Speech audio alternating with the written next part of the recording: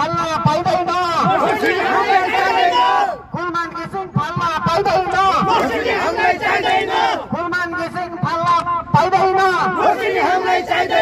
ढालाई सरकारहरूलाई चाहिँ चलाइरहेका त्यहाँ व्यक्तिहरूलाई हामी भन्न चाहन्छौँ, खबरदार अब यसरी चाहिँ सदैव तपाईँहरू अगाडि बढ्नुभयो भने हामी त्यसको यो शान्त वातावरणमा हामी कार्यक्रम चलाइरहेका छौँ।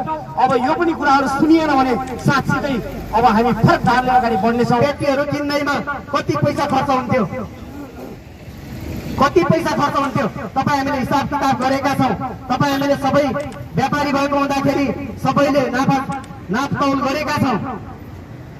2-3 दिन अगाडिदेखि ऊर्जा मन्त्री दीपक खड्काले उहाँ कुन पार्टीको हुनुहुन्छ, हामीले त्यो सरकार राख्दैनौँ, हामी बिजुली दिन सक्दैनौँ। अब लोडसेडिङ नेपालमा हुन्छ, भारतले बिजुली दिएको थियो, त्यसकारण नेपालमा लोडसेडिङ अन्त्य भएको। अब भारतबाट बिजुली आयात हुँदैन, अबदेखि लोडसेडिङ हुन्छ। तपाईँले फालेका लाइटहरू, तपाईँहरूले फालेका टर्चहरू, तपाईँले किन्न छोडेका क्यान्डलहरू, तपाईँले बेच्न छोडेका क्यान्डलहरू, तपाईँले किन्न छोडेका इन्भर्टरहरू, तपाईँका बिग्रिएका सोलरहरू अब बनाउँदै गर्नुहोस् भन्ने जुन सन्देश दिनुभएको छ त्यो एकदमै खतरनाक सन्देश छ।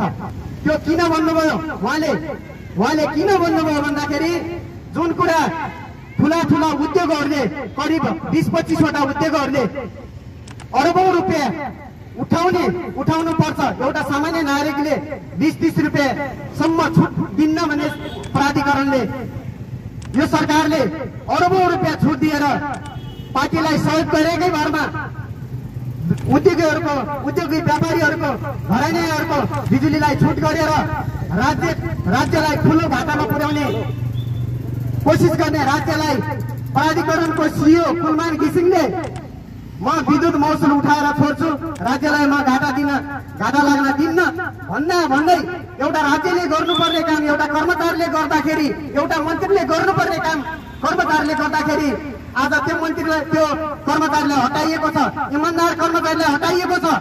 त्यसमा गर्दाखेरि तपाईँ हामीलाई लोडसेडिङ फेरि पनि थुपार्ने, फेरि पनि हामीलाई अन्धकारमा राख्ने। अहिले एसी परीक्षा चलिरहेको छ, 11-12 को परीक्षा आउँदैछ, हाम्रा विद्यार्थीहरूलाई अन्धकारमा राख्ने, हामीलाई हाम्रा व्यापारहरूमा हामीलाई अवरोध गर्ने जुन प्रकारको सरकारले जनताको विरुद्धमा एउटा गलत निर्णय गरेको छ, यो निर्णय छिटोभन्दा छिटो नसच्याए आफूले खनेको खाल्डोमा यही सरकार पर्ने निश्चित देखिसकेको छ। देशभरि आज सामाजिक सञ्जाल हेर्नुभयो भने चारैतिर आगो बलेको छ। यो आगोमा झन एउटा घिउ थप्ने काम यो सरकारले गरेको छ। आम नागरिकहरूलाई दुःख दिएर जुन सीमित व्यापारीहरूको पक्षमा एउटा निर्णय यो सरकारले गरेको छ। तपाईँ यो सरकारले गरेको निर्णयप्रति सहमत हुनुहुन्छ भने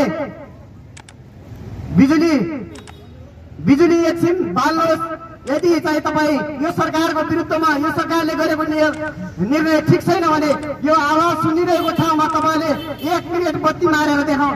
म बत्ती मारेर यो कार्यक्रमलाई सहयोग गरिदिनको लागि हार्दिक अनुरोध गर्न चाहन्छु भनेर चिनिने कुलमान घिसिङज्यूलाई आज यो नालायक सरकारले चाहिँ व्यक्तिगत भिसिबी राखेर आज पदच्युत गरिएको छ, त्यहाँबाट निलम्बन गरिएको छ। त्यसको हामी एकमुष्ट स्वतन्त्र नागरिकका हिसाबले अथवा सचेत नागरिकका हिसाबले हामी भर्त्सना गर्न चाहन्छौँ।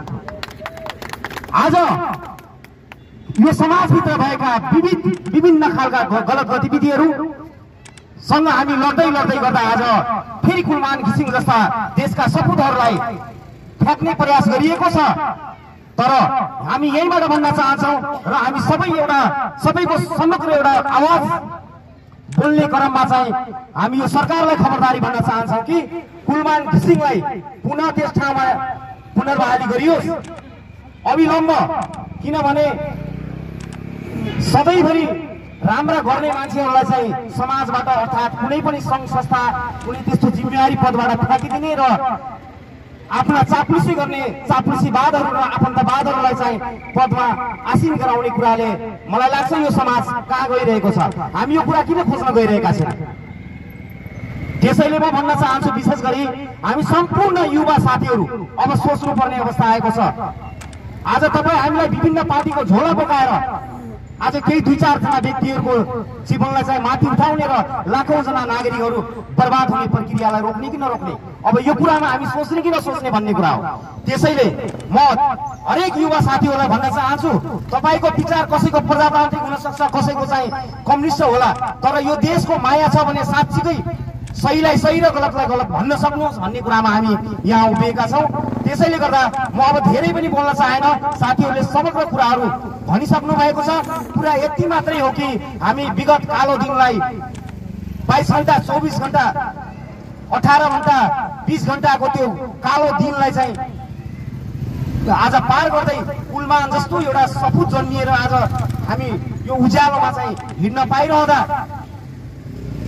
फेरि आज त्यही चिजलाई चाहिँ फ्याँकिन्छ भने मलाई लाग्छ हाम्रो अर्थात् यो समाजको समुन्नत कहिले पनि हुन सक्दैन।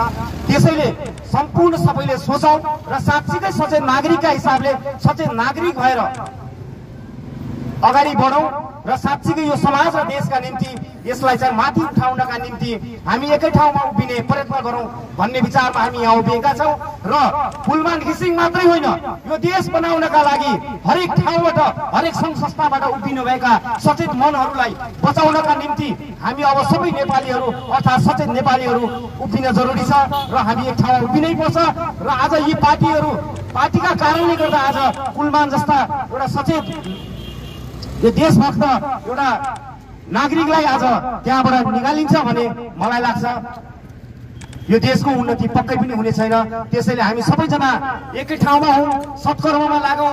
र मैले अर्को के भन्न चाहन्छु भने म एक्लै छु अर्थात् मेरो चाहिँ सपोर्टमा कोही छैन होला, म समस्यामा छु भन्ने कुरा अब कसैले पनि नमान्नु होला। र अब साच्चीकै हामी सबैजना एकै ठाउँमा भएर जहाँ चाहिँ अन्याय छ, जहाँ अत्याचार छ त्यसको विरुद्धमा एक्लै भए पनि म जन्मिन तयार हुनुपर्छ भन्ने बुझाइलाई चाहिँ अगाडि बढाउनुहोस्।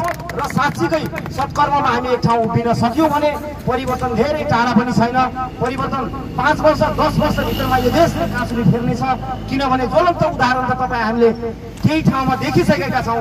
त्यसैले त्यो चिजलाई हेरेर पनि त्यो चिजलाई देखेर पनि अब हामी सचिन पर्छ र यस्ता गलत सरकारहरूलाई, यस्ता चाहिँ नालायक सरकारहरूलाई चाहिँ चलाइरहेका त्यहाँ व्यक्तिहरूलाई हामी भन्न चाहन्छौँ, खबरदार अब यसरी चाहिँ सदैव तपाईँहरू अगाडि बढ्नुभयो भने हामी त्यसको यो शान्त वातावरणमा हामी कार्यक्रम चलाइरहेका छौँ।